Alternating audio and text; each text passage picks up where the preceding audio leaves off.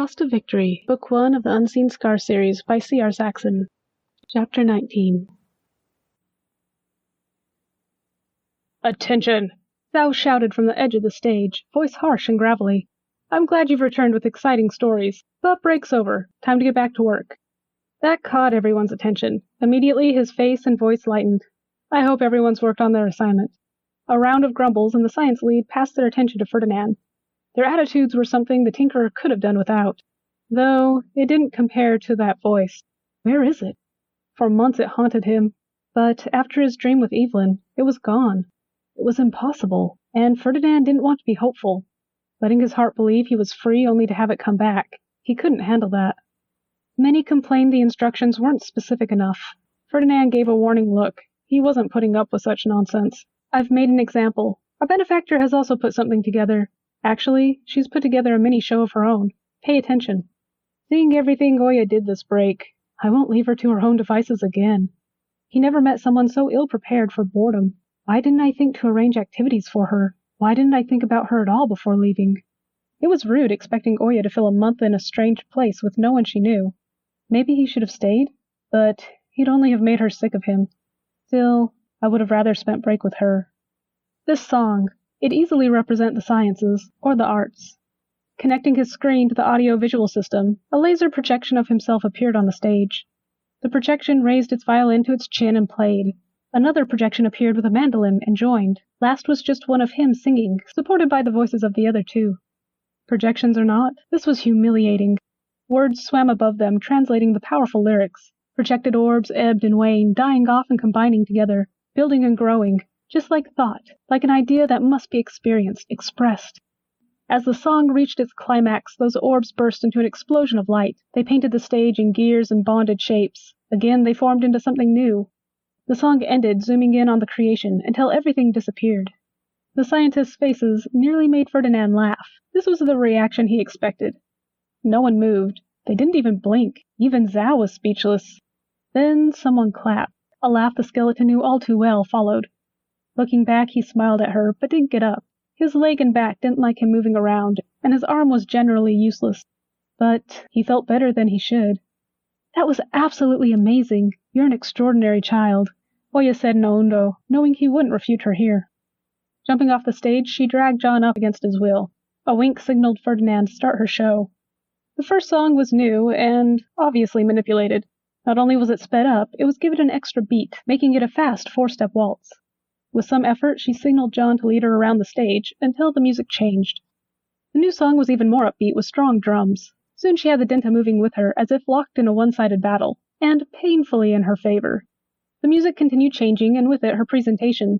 Some songs they sat out, while an intricate light show overstimulated the audience. Some she performed by herself. Ferdinand was impressed. Is there anything she can't do? For the last song, she took the screen from him and manipulated it as it played, adding butterflies and random effects. The crowd of faces contorted all the more when she distorted the sounds. Once again, she returned the screen and sat next to him on the edge of the stage, grinning playfully. "Thank you, John Dinta. You may take your seat." Ferdinand didn't bother looking behind him as his ally grumbled, out of breath from the exertion. "This young lady is our benefactor. Now that you've seen what a scientist came up with, and a number of examples from an entirely different kind of genius, I'll introduce you. This is Oya."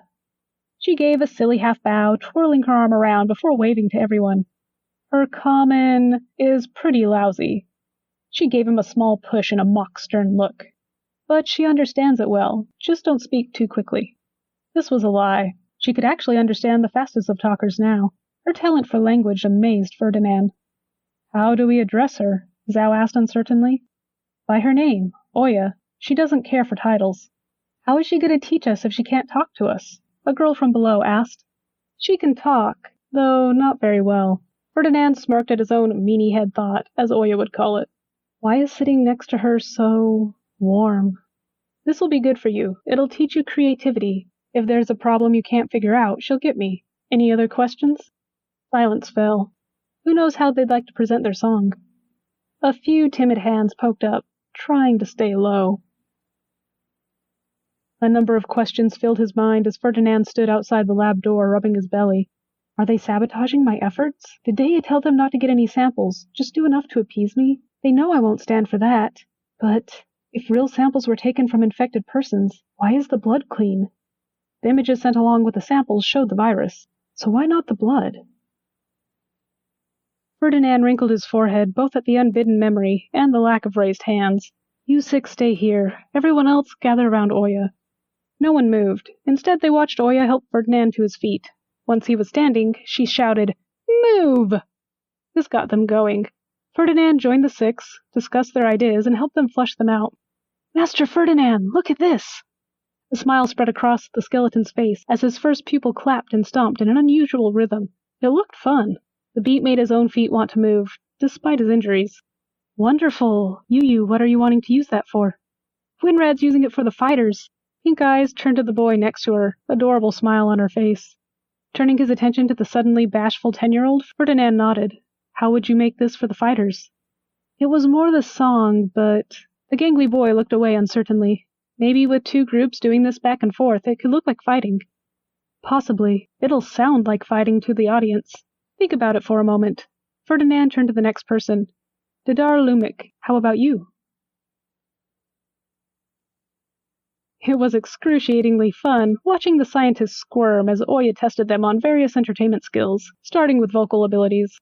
Dancing, however, was even more amusing. Dozens of styles were tried to see which each student moved most easily to. Not everything she demanded pertained to performing. Outside, she made them run an interesting obstacle course. Wild green eyes watched greedily as they neared the end. One scientist after another was knocked off their feet by large, weighted bags, making her laugh uncontrollably. There was no grace, style, or reflexes she could see. That was okay. Oya enjoyed a challenge. Two younger children, one with mismatched eyes and the other with pink, stepped up to her trial. As strange as it was seeing two different colored eyes on one face, the pink held her attention. First, the pink-eyed girl dashed forward. Long, black curls bobbed playfully through the first trap. Her agile feet easily glided past the second and third. It wasn't until the wobbly balance beam that she hesitated. It took a bit, and she nearly fell thrice. But the young girl overcame and continued. Then the boy with mismatched eyes started. One obstacle at a time they conquered. Unlike the other scientists, these two had some athletic ability. Or maybe they were better at predicting what was coming. All the scientists watched the traps and each other, but they didn't spend that time figuring it out. When the girl came to the swinging bags trap, Oya held her breath. Can you do it, little one? Taking her time, the girl stood. Pink Eyes watched until she found the rhythm. Readying herself, she jumped the moment the bag passed in front of her, stopping dead on the stepstone for a breath before jumping again. Each bag moved at different speeds. Cautious, the girl would stand for a bag to swing a few times before moving past. By the time she finished, the little boy was waiting to start, and he did as good a job as the girl. He was less cautious, though, making it through significantly faster. At the end, the young boy jumped down and celebrated with the girl. Okay, not everyone's helpless. Oya turned to her friend. Bold as brass, Ferdinand smirked at a flustered Zhao. Think we can do it again? The girl bubbled with adrenaline and excitement. I hope so. Grinning, Oya waved at them with a nod. Delight brightened their faces and they bolted back to the start. The only person excused from her assessment was Ferdinand. She already knew what he was capable of. Still, seeing the jealous looks everyone gave him was amusing. When the sun kissed the horizon, she was forced to stop torturing them. This was fine. She'd been making things up for a while just to see what they'd do. Luya will be mad at you for stealing her island brother. Zhao spoke as fast as he could while smiling at Oya. She already doesn't like you. Her and the rest of the school. Ferdinand answered with indifference. I know how everyone feels about me. Neither are you fooling Oya. I like you. I know Elby and you do too. Zhao stretched out sore muscles while grinning at the red skeleton. To make a point, he nodded to the course where a laughing Elby was running through yet again. That wild grin turned on him. Red turned to purple, forcing Ferdinand to look away from her. Lord Elbarat and Yu and Noah. It's wrong burdening apprentices with social pressures. Zhao took a long, hard work at the Tinkerer, deciding it wasn't worth responding to that. Why didn't you join the rest of us for calisthenics? The perk of being in charge. Ferdinand turned away, waiting for his face to return to normal. You have to ask, John butted in, looking wearily at Oya. He wouldn't survive running around like that. Oya didn't make him because she knew I'd tell her no. Turning farther away from them, Ferdinand nearly melted from humiliation. I'm not an invalid. You tell a girl no? Though it looks like she's the one in charge. Ah, she's mean. Zhao rubbed out a knot in his shoulder. What was the point of half of that anyway? Ferdinand burst out laughing. They didn't realize Oya was having fun with them? Even toying with them, Ferdinand respected everything she'd done for them today. She really is amazing. What's so funny, Mr. Lazy Man? I'm curious as well. Surprise painted John's face, and confusion. Oya circled behind Zhao, sniggering with Ferdinand. Laughing hurt. For some reason their words made him laugh harder. Maybe he was going mad. He couldn't complain. This was a more enjoyable madness than before the fisherman. This thought stopped him cold. What right do I have to feel happy? What's wrong? John asked at the sudden change in mood. Nothing. Oya's bare toes raised her high enough to pat him playfully on the head. It's good hearing you laugh. Thank you. What does she want? Zhao asked suspiciously. You need to run another 20 laps around the island. You were slacking off too much. Ferdinand sneered to hide his embarrassment.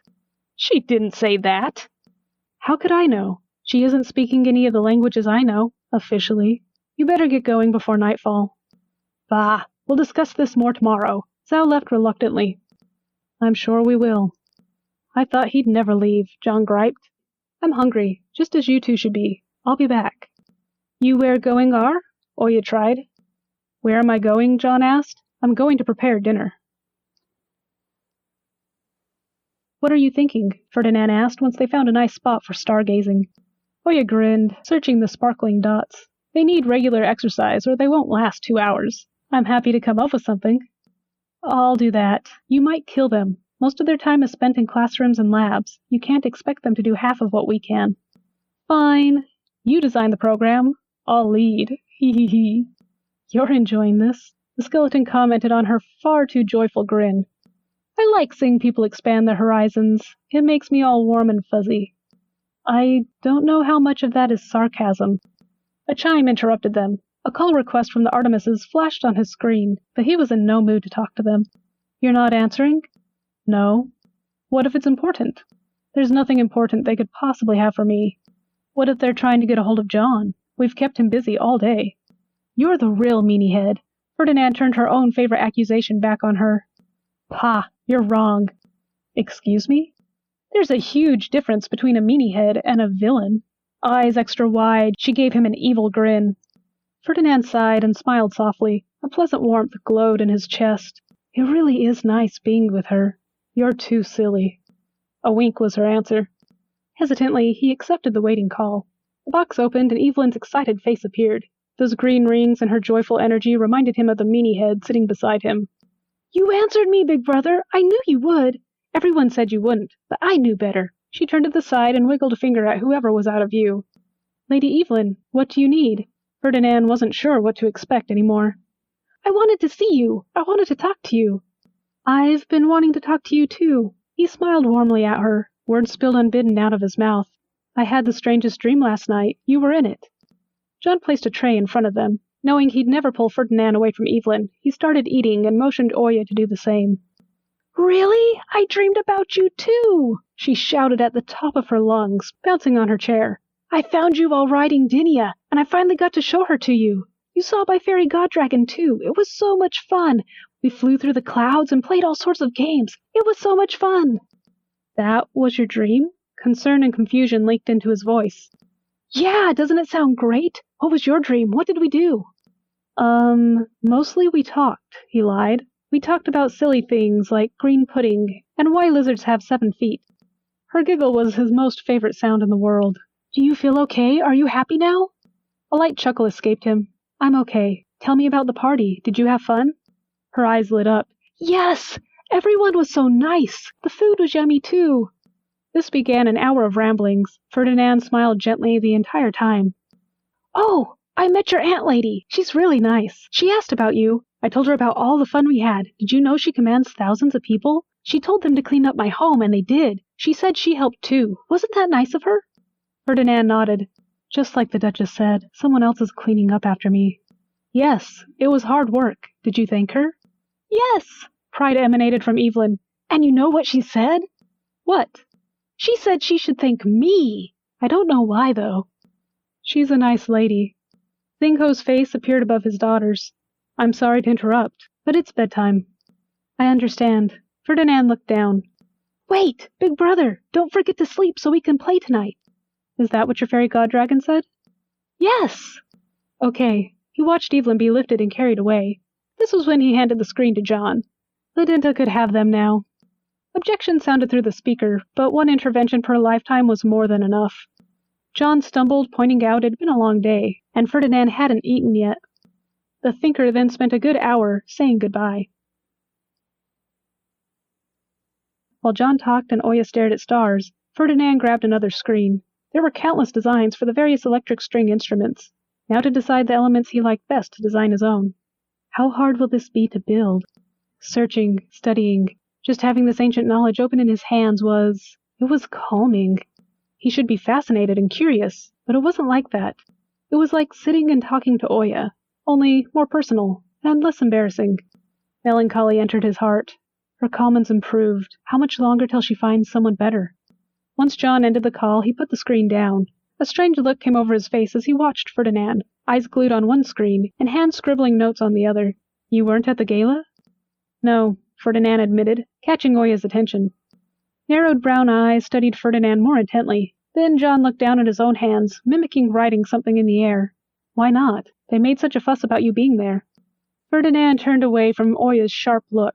Zephyr wasn't well. My sisters went, and I tended to him. What kind of not well? You know how he wasn't sleeping before break? Yeah? Putting his hands in his lap, John pursed his lips. Whatever his mind was focused on, it wasn't the subject of this conversation. He didn't improve. What happened? Oya sat up silently, morbidly curious. I don't know. Too much stress, maybe? Nothing helped. They couldn't get his brain to stop. Before I returned, he was placed in a coma. Even that didn't stop his mind. Blue crystal eyes drifted to the diamonds overhead. This is my fault, but I don't understand why. How do I fix it?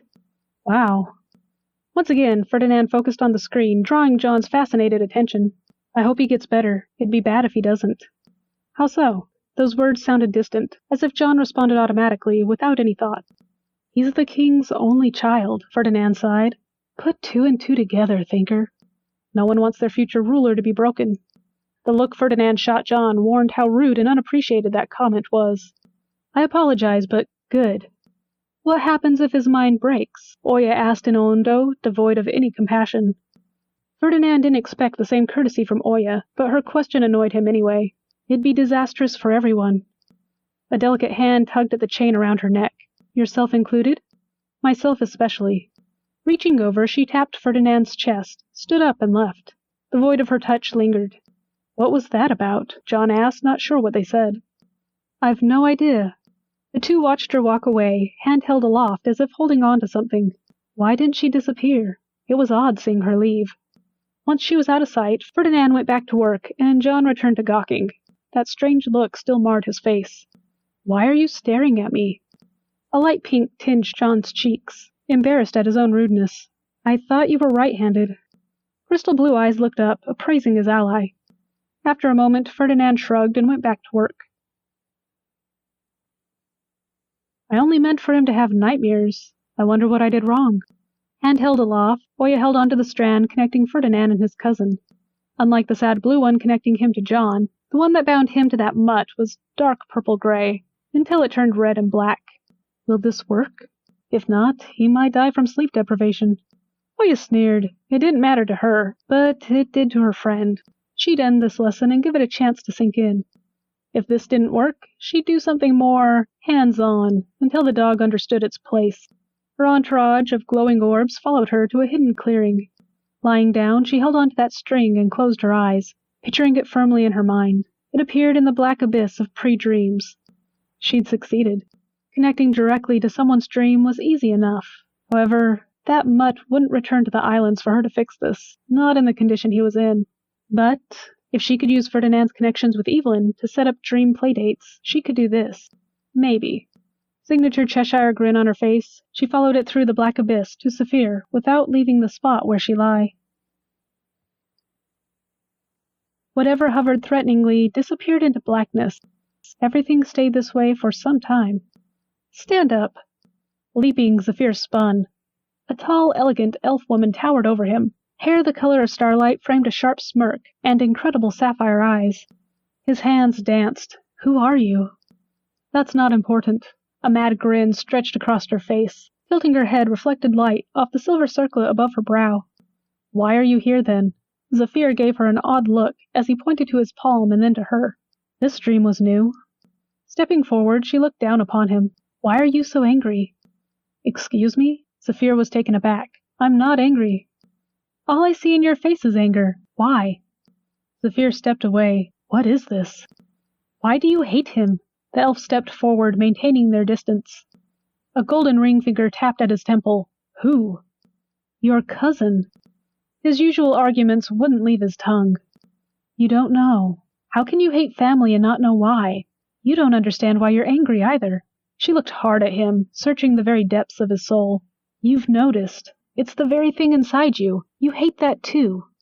That's why you hate him.